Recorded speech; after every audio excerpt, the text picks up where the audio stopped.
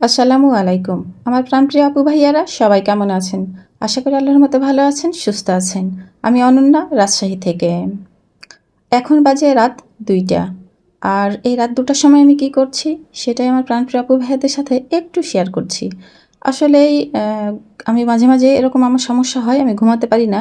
যাকে বলে শয়তানে নাড়া, আমাকে মাঝে, মাঝে শয়তানে নাড়ে যে সারারাতই আমি ঘুমোতে পারি না। তো কি করব, এই সময়টা ভাবলাম যে মোবাইল টিপে, টিপে সময়গুলো নষ্ট না করে একটু রান্নাঘরে আসি। আর রান্নাঘরটা এসে একটু এদিক সেদিক করে একটু এলোমেলো করি। এটা ভেবেই কিন্তু রান্নাঘরে এসে কাজ শুরু করে দিয়েছি। আর তখনই মনে হলো যে একটু ভিডিও ক্লিপ নিয়ে রেখে দিই, আমার প্রাণপ্রিয় আপু ভাইয়াদের সাথে শেয়ার করা হবে।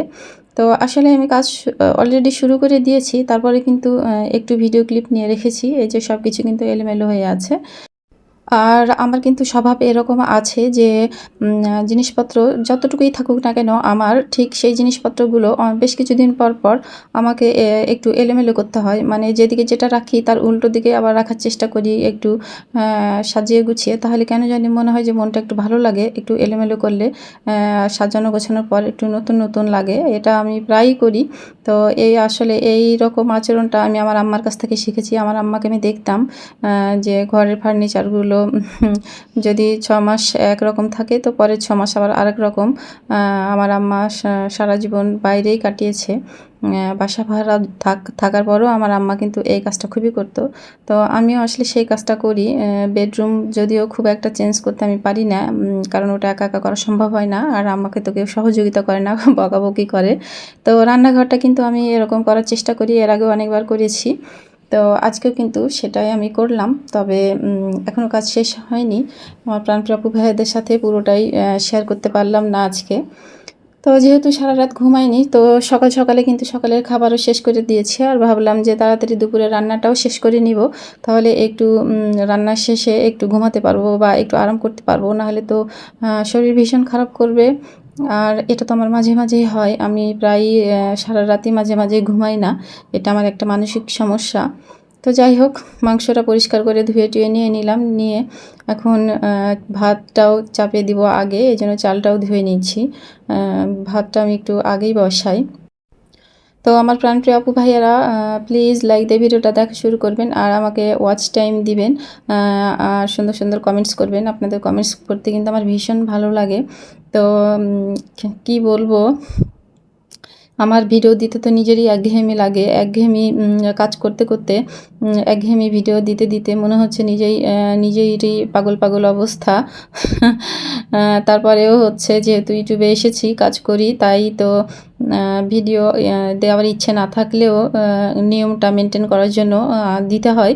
তো আমার এই একঘেয়েমি ভিডিও দেখতে যারা ভালোবাসেন, তারা আমি জানি যে ভালোবেসে দেখে নেবেন। আবার অনেকে আছেন যে দায়িত্ববোধ থেকে দেখবেন। কারণ আমি যেহেতু আপনাদের ভিডিও দেখি, সেই ক্ষেত্রে আপনারাও আমার ভিডিও দেখবেন।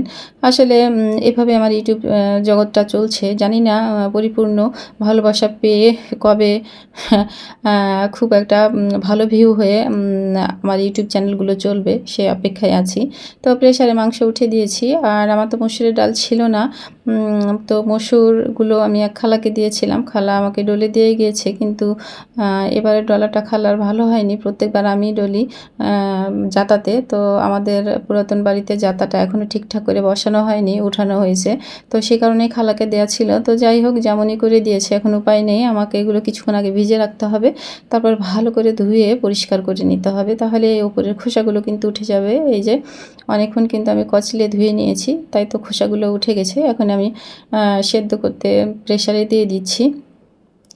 আর মাংসটা একটু ঠিক করে নিচ্ছি গুঁড়া মশলা দিয়ে। যেহেতু আমি মাংসে কিন্তু গুঁড়া মশলাই দিই, গরম মশলা গোটা দিই না।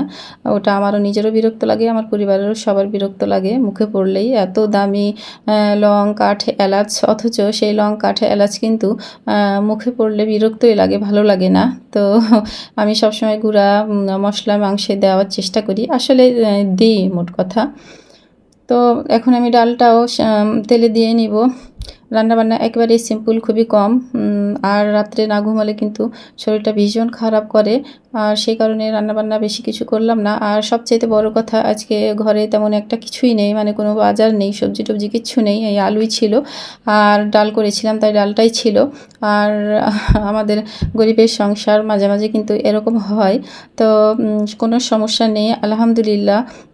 আমার গরিবের সংসারে কোনো কিছু না থাকলেও আমি বুদ্ধি করে এভাবেই কিন্তু আমার দিনটা আমি চালিয়ে নিতে পারি। এই জন্য আলহামদুলিল্লাহ, আল্লাহর কাছে শুকরিয়া আদায় করে শেষ করতে পারবো না যে আলু ভর্তা, ডাল, মাংস, আলহামদুলিল্লাহ এগুলো কিছু ঘরে না থাকার পরেও এগুলো দিয়ে খুব আরাম-আয়েশে ভাত খাওয়া যাবে।